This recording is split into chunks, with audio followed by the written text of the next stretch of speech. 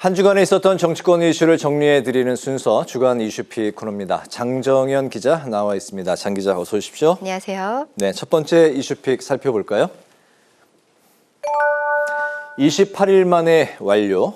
네, 원구성 이야기입니다. 네. 지난 5월 30일 개원한 22대 국회 이 원구성 협상 과정에서 여야는 팽팽히 맞서 왔는데요. 하지만 네. 이 수싸움에서 빌린 국민의힘이 대승적 결단이라며 이 여당 몫으로 민주당이 남긴 상임위원장 자리를 수용하면서 22대 전반기 국회 원구성이 어제 최종 마무리됐습니다. 네, 22대 국회 원구성 협상 결국 171석의 거대 야당이 승리했다. 뭐 이런 이제 평가도 나오던데 어제 국회 본회의에서 최종 의결이 된 거죠? 그렇습니다. 22대 국회는 우원식 의장과 이하경, 주호영 부의장 이렇게 3명을 국회의장단으로 그리고 여야 이견이 컸던 법사위와 운영위는 결국 야당이 차지하는 것으로 원구성을 완료했는데요.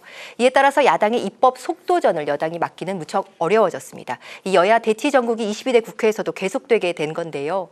현재 야당이 위원장을 맡고 있는 상임위 곳곳에서 여당 의원들의 반대에도 이 쟁점 법안들이 통과되고 있고 현안을 주제로 한 입법 청문회도 진행되고 있습니다. 네, 국민의힘이 추가 협상을 포기하고 상임위로 이제 복귀한 그 배경도 들어볼까요? 네, 이 국민의힘은 원구성 협상 과정에서 전혀 이 요구사항을 관철시키지 못했는데요. 이 수적 우위를 앞세운 민주당이 워낙 강경한 입장을 보였고 우원식 의장은 시급한 민생을 이유로 이 협상 시한을 정해놓고 여야를 설득한 것도 배경으로 보입니다. 네. 여기에다 국민의힘 불참 속에 진행된 해병대원 특검법 입법 청문회가 원내 복귀에 결정타를 제공했다는 이야기도 들려오는데요. 국민의힘은 상임위에 불참하는 대신 이 특위를 가동해서 민생을 다루려고 했지만 이 정치적으로 민감한 사안을 놓고 야당이 단독으로 진행하는 입법 청문회를 지켜보며 이 장외 투쟁의 한계를 느꼈다는 겁니다. 국민의힘은 이 상임위 복귀로 국회를 정상화시키면서 민주당의 입법 청문회 등 야당이 단독으로 정한 의사일정을 취소해달라고 요구했지만요. 민주당은 받아들이지 않았고 이후에도 의료계 비상 상황이나 노란봉투법 등을 다룬 청문회 등을 그대로 진행했는데 국민의힘은 거세게 항의하면서도 상임위에 참여하는 모습을 보였습니다. 국민의힘이 위원장을 맡은 상임위에도 여야 민감한 정치 현안들이 많은데요. 야당은 기재위와 정무위 등에서 이 정부 재정 문제나 김건희 여사 명품백 수수 의혹을 둘러싼 권익위 입장 등을 살펴보자는 입장이지만 국민의힘이 위원장을 맡고 있는 만큼 당분간 회의가 열리기는 쉽지 않아 보입니다. 그렇군요. 어쨌든 오늘 의장단과 상임위원장단이 서울국립현충원을 같이 이제 찾았으니까 앞으로 좀 협치를 좀 기대해 보겠습니다. 네. 네. 두 번째 이슈픽도 살펴보겠습니다. 개헌 띄운 현장형 국회의장 우원식 의장이군요. 네, 그렇습니다. 우원식 의장 이번 주 월요일 이 관훈클럽 초청 토론회를 가졌는데요. 네. 단독으로 이 1시간 넘게 토론회를 진행하면서 많은 이야기들이 나왔습니다. 네. 우 의장이 22대 국회가 직면한 상황 그리고 이제 우리 정치가 또 해결할 그런 과제로 개헌을 꺼내 들었다고요. 그렇습니다. 우 의장이 5년 단임제인 이 현 대통령 임기제도를 4년 중임제로 개헌하자면서 지금이 적기라고 강조했는데요. 우선 네. 우 의장 발언부터 들어보시겠습니다. 네. 여러 안도 나와 있습니다. 그래서 국회에서는 이번에 개헌특위, 이거 원구성이 되면 개헌특위를 바로 구성을 하고 정말 지금이 개헌의 적기 아니겠습니까? 지금 대통령 선거로 보면 다음 큰 선거가 3년 남아 있는데 1년은 대통령 선거 국면으로 들어가는 선거이기 때문에 제가 국회의장을 하는 이 시기 2년이 개헌을 하는 적기라고 생각합니다. 네, 우 의장은 5년 단임 대통령에게 과도하게 집중된 권한으로 인해 이 대통령 권력을 목표로 한 극한 갈등과 대치가 이제는 의회를 넘어 정치인에서 열성 지지자들로 확산되고 있다고 우려한 건데요. 이 대통령 임기제도를 논의하기 위한 개헌특위를 구성하고 다음 달 재헌절에 개헌 토론회를 준비하겠다고 밝히면서 중요한 것은 대통령의 결단이라고 강조했습니다.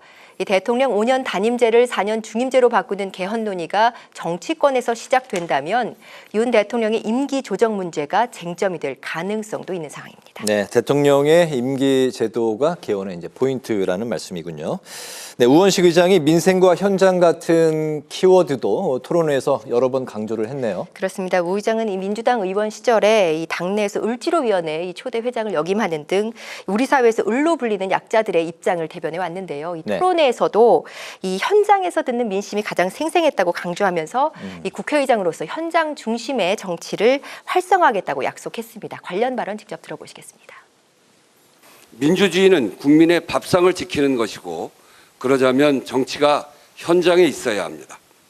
문제도 원인도 해법도 현장에서 제일 잘 보이더라는 게 그동안 제가 얻은 소중한 교훈입니다. 네. 네, 이렇게 말하고는 이틀 뒤에 우 의장은 화성으로 달려가 이 화성 화재 사고 희생자 분향소를 조문하고 유가족들을 만났는데요. 이 자리에서 우 의장은 사업주가 대국민 사과는 했지만 정작 유가족들과는 전화 통화도 하지 않았다는 이야기를 전해 듣고 화재 현장을 곧바로 찾아가 일정에 없던 이 회사 임원진과의 면담을 가졌습니다. 우 의장은 유가족을 만나겠다는 회사 측 답변을 듣고서야 서울로 올라갔는데요. 이 회사 측에 진정성 있는 자세로 사태 수습에 나서달라는 당부도 전했는데 우 의장이 강조한 현장 정치 곧바로 실천으로 옮기는 모습을 보였습니다. 네, 정치가 현장에 있어야 한다. 네, 가슴에 와닿는 말씀인데요. 세 번째 이슈팩 마지막 살펴보겠습니다.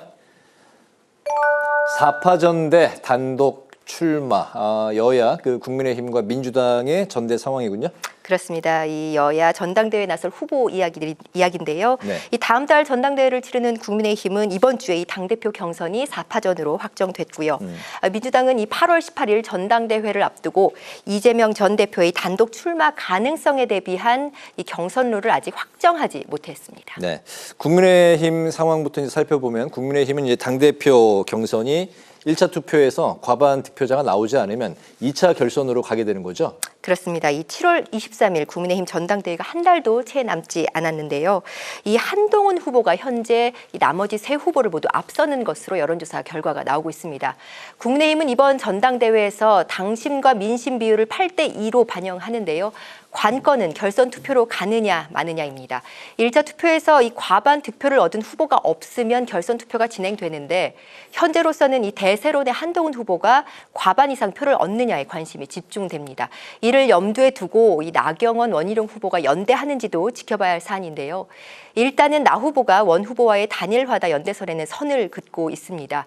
하지만 이 결선 투표를 생각한 후보들이라면 자연스럽게 뭉칠 수밖에 없다는 해석이 나오면서 한 달이 남지 않은 기간 후보들의 움직임이 주목되고 있습니다. 네, 민주당은 이재명 전 대표가 홀로 전당대회에 출마할 가능성이 큰데 아직까지 이제 다른 후보가 나서지 않고 있는 상황인데 이럴 경우에 홀로 출마할 경우에 전당대회 적용할 룰이 아직까지는 없다고요? 그렇습니다. 이 이재명 전 대표가 당 대표직 연임을 위해서 이번 주 월요일 사임하면서 이재명 대표 체제에 도전할 인물이 과연 민주당에서 나오느냐 이것이 민주당 전당대회의 관전 포인트가 되고 있습니다. 현재로서는 이 전 대표를 제외하고 민주당 대표 출마 의사를 밝힌 인사가 없는데요. 이렇게 이 전 대표의 단독 출마가 기정사실화된다면 경선은 사실상 무의미해지는 상황입니다. 그래서 민주당 전준희가 이에 대비한 경선 룰 마련에 착수했지만 결론을 내지 못했습니다. 전준희는 당초 오늘 회의에서 이 단독 출마 시 찬반 투표를 진행할지 아니면 추대 형식을 취할지를 결정할 예정이었는데요. 이 한 명의 단독 입 후보를 예정하고 논의하는 것은 부담스럽다면서 이 당대표 후보 등록 현황을 지켜본 뒤 결정하기로 의견을 모았습니다. 다른 사람도 출마할 의향이 있을 수 있다는 건데요. 민주당 전준희는 후보 등록이 구체화된 시점 정말로 이 전 대표가 단독 출마할 경우에는 이 경선 룰 논의를 다시 진행할 것으로 보입니다. 그렇군요. 주간 이슈팩 여기까지 듣겠습니다. 장정현 기자 수고하셨습니다. 고맙습니다.